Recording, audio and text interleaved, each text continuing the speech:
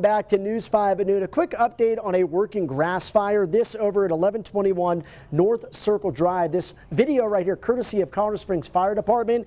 It looks like it's scorched some of that hillside, and currently all of Galley Road is closed at Circle. Again, this is a working grass fire according to Colorado Springs Fire Department. I apologize. It's a short video that we have courtesy of Colorado Springs Fire, located at 1121 North Circle Drive.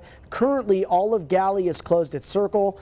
They request that you avoid the area as crews respond. The wind, as expected, very, very strong this afternoon. Seeing a gust right now of 50 miles per hour at Cripple Creek, and gust here into the Pikes Peak region between 35 and 50 in most areas. Right now, we are seeing the worst of the wind.